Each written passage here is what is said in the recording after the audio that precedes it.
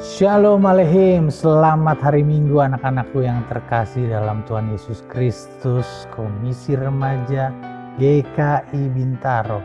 Haleluya, puji Tuhan karena kita dipertemukan dalam ibadah online pada tanggal 24 Juni 2020 yang sangat indah ini. Apa kabar semua adik-adikku? Kiranya semua dalam keadaan baik diharapkan, di mana kalian baru saja melalui masa-masa yang cukup sulit, tapi kiranya di masa sulit ini kita tetap bersuka cita karena yang baru saja melewati dunia jenjang pendidikan, ada yang baru naik-naikkan kelas, ada yang baru lulusan SMP, lulusan SD, SMP, SMA, kalau remaja SMP ya, dan SMA, dan mungkin ada yang masuk perguruan tinggi. Semuanya kiranya dalam lindungan Tuhan dan dalam pemeliharaan Tuhan untuk kita dapat melalui jenjang pendidikan yang lebih tinggi. Karena menarik pada hari ini kita juga mempelajari juga mengenai sedikit ilmu pengetahuan yang dapat adik-adik dan saya pahami. Sebelum kita mulai ibadah kita ini, mari kita dasari semuanya kepada Tuhan. Kita bawa ibadah ini dalam doa. Mari kita berdoa. Bapa kami yang dalam surga, puji syukur kami panjatkan kehadirat-Mu Tuhan. Kalau pada hari Minggu ini kami bersyukur, kami hendak memberikan firman Tuhan buat anak-anak kami terkasih Komisi Remaja GKI Bintaro, Jakarta. Kiranya semua firman-Mu dapat kami nyatakan dan dapat mendarat di dalam pikiran dan hati adik-adik dan anak-anak kami yang terkasih, untuk mereka dapat menjadi bekal untuk kehidupan selanjutnya. Berperkaralah dalam setiap firman-Mu.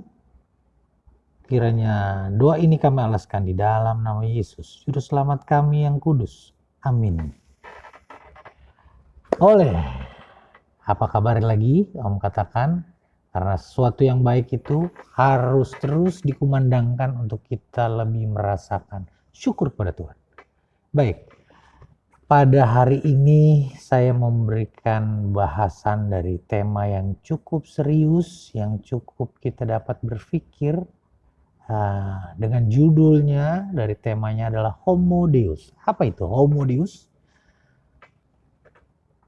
Homo Deus ini adalah sebuah sebutan sebetulnya yang dibikin oleh seorang profesor muda yang nanti kita bahas. Tapi sebelumnya mari kita buka firman Tuhan yang kita ambil dasar tema ini menjadi pembahasan kita dari Mazmur 8 ayat 2 sampai 10. Tapi Om akan bacakan dari judulnya dari 1 nomor ayat pertama sampai 8. Mari kita bacakan. Mari kita baca saudara-saudara dan adik-adik kami. Manusia hina sebagai makhluk mulia untuk pimpinan biduan menurut lagu. Mazmur Daud, Mazmur 8 ayat 2, ya Tuhan, Tuhan kami, betapa mulianya namamu di seluruh bumi, keagunganmu yang mengatasi langit dinyanyikan. Ayat 3, dari mulut bayi-bayi dan anak-anak yang menyusu, telah kau letakkan dasar kekuatan karena lawanmu, untuk membungkamkan musuh dan pendendam. Ayat 4, jika aku melihat langitmu, buatan jarimu, bulan dan bintang-bintang yang kau tempatkan. Ayat 5, apakah manusia sehingga engkau mengingatnya? Apakah anak manusia sehingga engkau mengindahkannya? Ayat 6, namun engkau telah membuatnya hampir sama seperti Allah dan telah memahkotainya dengan kemuliaan dan hormat. Ayat 7, engkau membuat dia berkuasa atas buatan tanganmu. Segala-galanya telah kau letakkan di bawah kakinya. Ayat 8, kambing domba dan lembu, sapi sekalian, juga binatang-binatang di padang. Demikian pembacaan kita. Barang siapa yang merenungkan dan menghayatinya dan melakukannya, kiranya Tuhan memberkatinya. Amin. Baik. Homo Deus itu berasal dari bahasa Latin yang artinya manusia, itulah homo. Homo itu adalah manusia, dan Deus dalam bahasa Latin juga yang artinya adalah God, Tuhan, divine atau Allah. Yang dapat kita artikan adalah manusia yang menjadi sama dengan Allah. What? Bagaimana bisa? Tapi ini adalah sebuah istilah. Istilah yang berkaitan dengan perkembangan manusia yang memiliki kuasa atas dunia kehidupan, dunia kita sekarang. Ya, kita manusia bisa berkuasa atas kehidupan kita. Walaupun kita tahu Tuhanlah yang memegang kuasa. Tapi bagaimana mungkin sih manusia bisa menjadi Tuhan atas kehidupan ini? Ini yang menarik untuk kita bahas lebih jauh akan keberadaan ini. Dan agar adik-adik remaja, anak-anak Wood sekalian yang kucintai dapat memahami pandangan tentang Homo Deus dalam terang iman Kristen yang kita pelajari dari dulu sampai sekarang. Pada hakikatnya dari bacaan yang kita ambil dari Mazmur 8, itu memuat doksologi atau pujian-pujian kepada Tuhan. Pujian-pujian kepada Tuhan karena kesadaran pemazmur akan keberadaan dirinya. Yang sebagai manusia yang rapuh namun teguh. Oleh karena Tuhan sendiri itu yang meneguhkan manusia. Dan meletakkan kekuatan padanya. Kita bahas dari Mazmur 8 ayat 3. Dari mulut bayi-bayi dan anak-anak yang menyusu telah kau letakkan dasar iman, dasar kekuatan. Karena lawanmu untuk membungkamkan musuh dan pendendam. Apa maksudnya? Dari bayi, pada saat kita menyusu. Di zaman itu Raja Daud ingin menyatakan bahwa Tuhan telah meletakkan dasar kekuatan yang luar biasa. Karena apa? Lawanmu dan untuk membungkam musuhmu dan pendendam-pendendam. Jadi manusia pada saat itu dinyatakan kalau itu rapuh. Dan di tengah alam semesta ini adalah tetap memohon kepada Tuhan akan perlindungannya. Ayat 4. Jika aku melihat langitmu, buatan jarimu, bulan dan bintang-bintang yang kau tempatkan. Di sini pemazmur juga ingin menegaskan bahwa Allah adalah pencipta alam semesta. Termasuk pencipta manusia. Ayat 5. Apakah manusia sehingga engkau mengingatnya? Apakah anak manusia sehingga engkau mengindahkannya? Ini menyatakan pemazmur juga ingin memberitakan bahwa ada kuasa yang dianugerahkan Allah kepada manusia dan memperlakukan manusia dengan sangat-sangat istimewa. Sampai dia mengeluarkan, apakah manusia sehingga engkau mengingatnya? Apakah anak manusia sehingga engkau mengindahkan? Dan di ayat 6, namun engkau telah membuatnya hampir sama seperti Allah dan telah memahkotinya dengan kemuliaan dan hormat. Di sini yang akan kita bahas. Pemazmur menyatakan dengan keyakinannya bahwa Allah menciptakan manusia dan memperlakukannya dengan sangat spesial atau istimewa.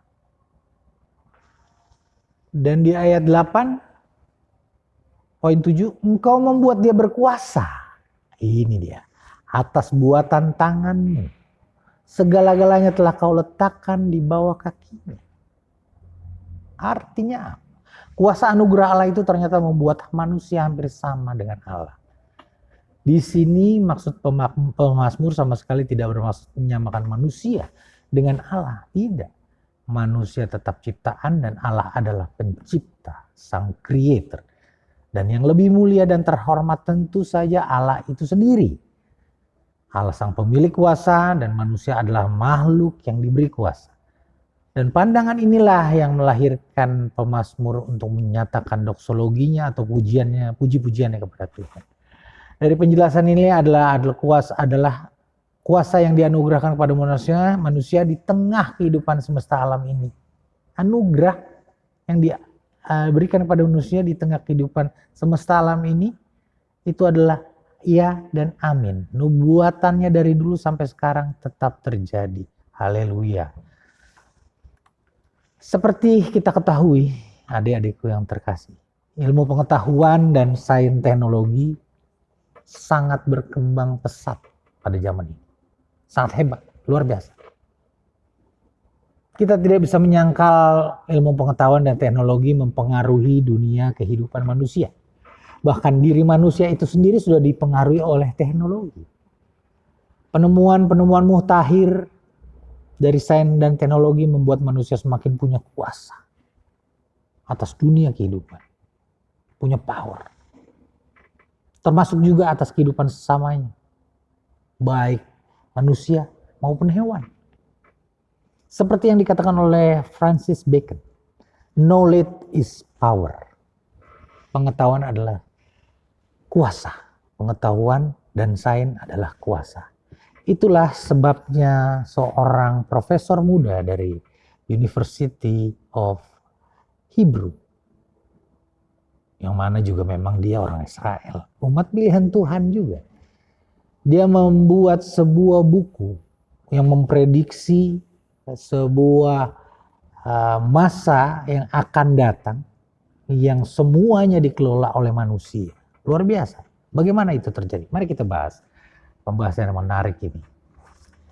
Profesor ini bernama Yuval Noah Harari. Profesor muda dengan umur 35 tahun, dia sudah menjadi profesor di sebuah universitas di Israel, artinya mumet banget kali kepintarannya sampai kita nggak mikir kalau dia di usia 35 sudah menjadi profesor dan menjadi sebuah penulis buku yang luar biasa, dan bukunya sekarang sedang menjadi bestseller di dunia ini. Kalau mau lihat bukunya dapat dibeli di Tokopedia atau dimanapun yang kita jumpai dalam pembelian online. Yuval Noah Harari, inilah orangnya dengan bukunya dan juga pandangan-pandangannya yang meramalkan masa depan. Pandangan Harari ini mengungkapkan prediksi yang masuk akal sih bagi perkembangan manusia dan dunia kehidupan manusia. Mengungkapkan prediksi yang masuk akal bagi perkembangan manusia dan dunia kehidupan. Melalui apa? Melalui dunia pendidikan, melalui sains, melalui dunia sosialisasi, sosial. Artinya yang dituju, kalau kita punya smartphone, yang dituju apa sih? Sosialita. Kita bergaul dari orang sekitar kita, sampai negara kita, sampai negara tetangga, sampai dunia. Dulu pada saat saya umur seadik-adik, kita tidak pernah bisa melakukan hal seperti zaman sekarang. Tapi dari buku yang dilakukan oleh yang dibuat oleh Yuval ini menyatakan bahwa ramalan-ramalan dia jelas akan memberikan dampak pada umat untuk bisa memprediksi atau meramalkan yang terjadi kemudian. Karena apa? Karena manusia punya kuasa untuk membuat sebuah terobosan dari sains dan teknologi yang mereka pelajari dan mereka tekuni untuk dijadikan sebuah lagi mungkin sekarang disebutnya aplikasi. Untuk apa? Untuk mengukur kita sendiri dan mengukur yang lain.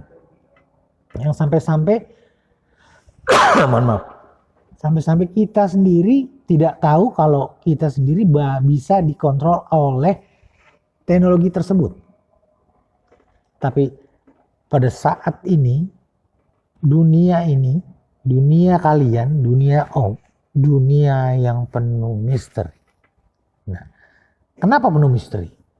Yuval di sini ingin mengungkapkan bahwa misteri itu bisa terjawab dari buku yang diciptakan. Bagaimana bisa? Misteri kita adalah misteri ilahi yang Tuhan sendiri yang turun tangan untuk memproses kehidupan kita sampai di masa depan. Tapi Yuval membantah itu karena dia sendiri mengaku kalau kehidupan ini bisa diprediksi kok. Tapi kita percaya dunia remaja yang penuh warna tetap dalam iman Kristen tidak akan bergoyah walaupun setinggi apapun teknologi dalam kehidupan anak-anakku dan saya. Karena kita percaya iman Kristen kita tidak akan berubah. Dulu, sekarang, dan selamanya. Amin. Tetap rendah hati untuk kita bisa terus memuliakan Tuhan dalam waktu yang tidak pernah habis. Homo Deus adalah sebuah pemikiran dari Saudara Yuval Noah Harari dengan bukunya yang berjudul A Brief History of Tomorrow. Adalah sebuah perkiraan sejarah untuk masa depan. Profesor muda ini menjelaskan masa depan manusia dengan menyajikan konsepsi dasar yang sederhana. Kemampuan kognisi atau pola pikir atau daya pikir kita manusia yang terus berkembang dan diperbaharui tanpa ada batas. Pede sekali deh. Dan manusia semakin bersandar pada ilmu dan teknologi baru. Ini yang berbahaya. Kita maksudnya termasuk orang yang bersandar pada teknologi juga sampai sekarang ini. Saya masih pakai IT, walaupun maksudnya ONT, smartphone Alkitab. Itu contohnya. Tapi Om tidak pernah mau bersandar pada teknologi untuk meletakkan dasar iman Om pada teknologi, karena dasar iman sifatnya abstrak. Tapi teknologi sifatnya pasti.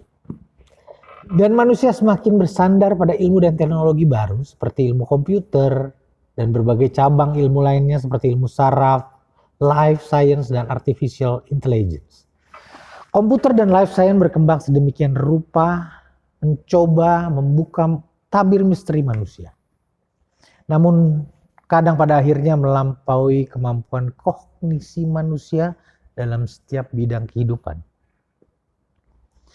Bukan hanya di meja catur yang berubah. Kita bisa main catur di komputer toh. Kita bisa main game di komputer. Tapi internet semakin berkembang dengan berbagai sistem perangkat digital yang terhubung dengan berbagai sistem perangkat lainnya sampai membentuk sebuah sistem yang disebut Internet of Things, IoT. Kalau yang suka IT pasti tahu IoT. Karena IoT itu banyak dampaknya dan kita sudah menggunakan. Seperti laptop dengan TV, laptop dengan WiFi, itu terhubung dengan yang disebut kita namakan IoT. Dan manusia menjadi angka-angka algoritma atau suatu urutan yang logis untuk pemecahan sebuah masalah, untuk mencapai tujuan. Algoritma itu apa sih sebetulnya? Contoh algoritma apa yang dimaksud algoritma itu sendiri? Algoritma seperti kita membuat mie instan di rumah. Itu adalah sebuah urutan atau susunan bagaimana kita membuat sebuah mie instan untuk kita dapat nikmati. Pertama, sebelum kita membuat mie instan, kita mesti ambil mie instannya dulu. Baru kita sediain mangkoknya dan sendoknya. Sesudah itu kita siapkan panci dalam memasak, merebus air, dan kemudian kita buka, kita keluarkan mie-nya menunggu sampai airnya mendidih, dan kita tuangkan bumbu-bumbu dalam sebuah mangkok, dan habis itu kita menunggu air mendidih baru kita masukkan, baru kita tunggu, habis itu setelah selesai mendidih baru kita masukkan mie, dan selesai mie-nya tanak baru kita tuangkan ke dalam mangkok, tunggu beberapa menit baru kita bisa nikmati. Nah, di sini artinya adalah algoritma adalah susunan dari sebuah tujuan yang ingin kita capai.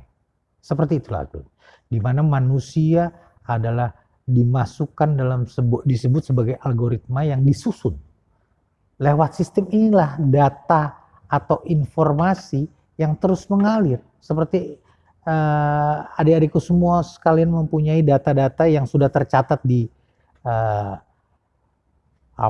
server raksasnya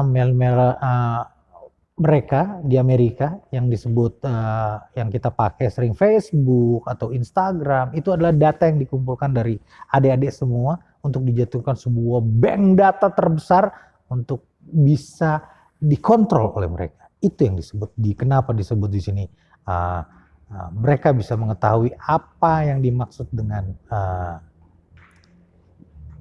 Homo Deus ini. Manusia inilah yang bisa mengontrol kita, bukan Tuhan lagi. Nah, karena akumulasi itu menjadi big data dan berisi segala hal, mulai dari kehidupan manusia yang paling pribadi hingga transaksi perdagangan, bisnis, dan komunikasi satelit. Dan big data ini menjadi pengendali kehidupan manusia, semua dikendalikan. Dari chatting, dari trading, dari dating, dari singing, karaoke udah bisa dengan orang di Ethiopia atau Kazakhstan dengan karaoke bareng, itu sistem namanya. Nah, ketika jaringan komputer semakin berkembang melalui life science dan ilmu saraf neuroscience, manusia mengendalikan big data itu berubah menjadi homo deus menurut Bapak Yoval. Manusia yang menyerupai Tuhan.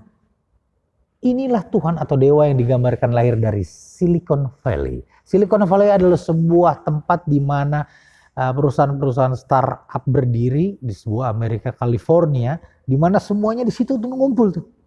Dari Facebook, dari Alibaba, dari merek-merek terkenal, semuanya ada di situ.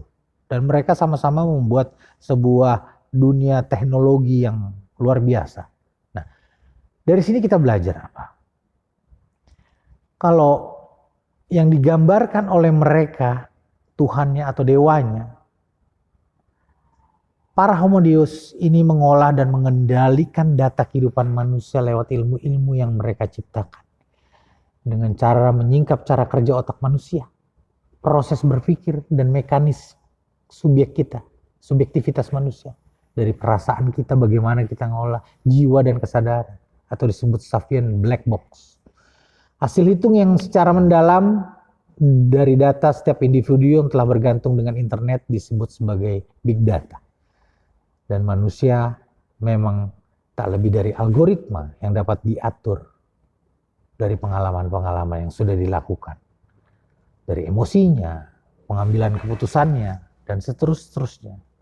Dan big data lebih tahu, bahkan lebih tahu dari diri kita sendiri. Itulah makanya. Kadang kita pengen berdoa saja, kadang-kadang kita, aduh males ya. Nah, tapi si big data ini, si perangkat ini sudah bisa mengingatkan kita, kita harus berdoa, kita harus ke gereja, kita harus persembahan, kita harus apa yang kita lakukan secara pribadi, hubungan kita dengan Tuhan, big data bisa melakukan juga.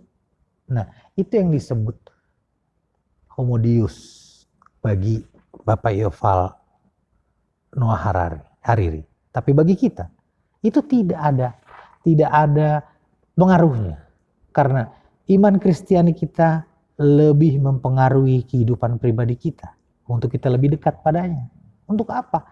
Untuk kita bisa lebih menumbuh kembangkan iman percaya kita kepada Tuhan Yesus Kristus. Oke, kita lanjutkan. Dan pada akhirnya dalam homo deus ini adalah manusia tergantikan oleh manusia super dengan intelijensia super para homo deus. Dan manusia akan hilang dan musnah dari komunitas. Kecuali jika terus kita mengupgrade semua informasi dari data yang tersebar bebas di dunia maya dan nyata. Tidak bedanya kalau kita punya teknologi baru, misalnya nih, ada surfboard zaman itu, teknologi terbaru pada saat yang di laut kita bisa melayang-layang. Sekarang udah ada yang keluar lagi, namanya surfboard yang terbaru. Nah, kenapa saya mengambil contoh teknologi terbaru dari surfboard ini? Karena manusia ingin menyamakan dirinya kayak Tuhan. Tuhan pada saat itu berjalan di atas air. Manusia udah bukan pengen berjalan di atas air, berselancar di atas air tanpa harus menyentuh air. Itulah yang terjadi. Luar biasa. Manusia mampu melakukan itu. Di mana pada saat itu muridnya saja yang sudah dekat dengan Tuhan Yesus berjalan di atas air, tapi karena dia kurang percaya, dia tercebur dan tenggelam. Nah, seperti itulah. Dan ada contoh-contoh lain dari homo deus yang mungkin kita bisa bahas di tema hari kali ini adalah yang memang menguasai dunia, yang saya yakin adik-adik semua tahu ini. Pendiri atau chairman, CEO Facebook, Mark Zuckerberg. Yang mana dia punya penghasilan 2,6 billion. Artinya gila. Luar biasa sekali, anak muda memiliki harta banyak sekali. Dia disebut homo deus juga. Dan dia berteman dengan Bapak Yuval Noah Harari ini. Dan juga Di sebelah kanan itu ada George Soros dari keuangan, dari IMF dunia. Dialah yang mengatur keuangan di dunia ini. Luar biasa. Dan yang pasti yang di tengah, adik-adikku tercinta pasti tahu siapa dia. Dia adalah pendiri dan juga menteri pendidikan, walaupun dia sudah tidak bekerja lagi di Gojek, tapi beliau yang saya masih kagumi adalah Bapak Nadiem Makarim yang telah memberikan terobosan dari sistem perusahaan startupnya yang luar biasa, yang diakui oleh negara kita dan dunia, di mana beliau adalah sebutan untuk komodius juga, tapi dia tidak komodius. Dia tetap rendah hati seperti saya dan adik-adik semua, di mana dia tetap memuliakan Tuhan dan dia tetap melakukan pekerjaannya sebagai menteri untuk dapat memberikan sebuah terobosan yang baru untuk melayani masyarakat lebih jauh lagi.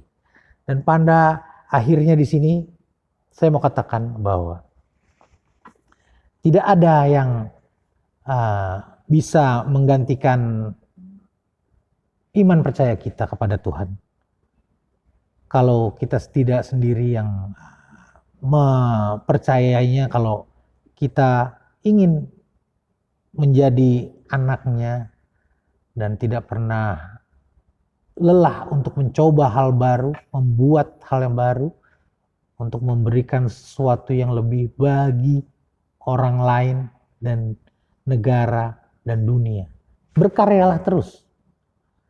Karena dari karya-karya adik-adik semua, itu pasti melahirkan sebuah penemuan-penemuan yang terbaru yang mungkin dapat digunakan oleh orang-orang lain pada nantinya. Saya yakin dan percaya, kita semua punya talenta. Talenta yang luar biasa karena kita adalah anak-anak Kristen, anak-anak Kristus yang memberikan dampak bagi orang lain. Kiranya dari tema ini kita semua dapat terberkati, dapat mengerti apa maksud homodius bagi kehidupan saudara dan saya. Untuk itu saya mau mengatakan terambil dari Amsal 2 ayat 6, hikmat kepandaian. Ada banyak orang pintar, tetapi hanya sedikit orang yang berhikmat. Orang pintar itu mengandalkan akal, pengetahuan dan kepandaiannya. Sedangkan orang berhikmat itu mengawinkan akal, hati nurani dan perasaan. Kepintaran itu upaya dan inisiatif manusia. Sedangkan hikmat itu titisan dan cahaya ilahi. Orang pandai selalu mengandalkan kekuatan akalnya. Sedangkan orang berhikmat selalu minta petunjuk Tuhan. Karena Tuhanlah yang memberi hikmat, dari mulutnya datang pengetahuan dan kepandaian. Amsal 2 ayat 6. Kiranya Tuhan memberkati kita. Mari kita berdoa. Bapa kami dalam surga, terima kasih puji Tuhan atas segala rahmat dan penyertaan-Mu. Sampai hari ini kami telah memberitakan firman kepada anak-anak kami yang terkasih. Kiranya firman-Mu dapat dinyatakan dan dapat dimengerti dan dapat dilakukan oleh adik-adik dan anak kami terkasih. Dan juga kami tak lupa mendoakan bagi teman-teman kami yang belum bisa mengikuti ibadah online. Dan bagi teman-teman juga yang sakit, anak-anak kami yang di luar daerah, kami ingin berdoa untuk anak-anak kami dari gereja-gereja lain. Dan juga bagi anak-anak yang terlantar, kami ingin mendoakan mereka Tuhan. Dan juga kalau sebentar lagi kami akan menutup ibadah ini, kami juga ingin berdoa untuk gereja GKI Bintaro yang dalam pembangunan, majelis jemaat, Bapak dan Ibu Pendeta serta keluarga, dan jemaat GKI Bintaro pada umumnya. Kami serahkan segala sesuatunya Tuhan Yesus, di dalam nama Yesus. Amin.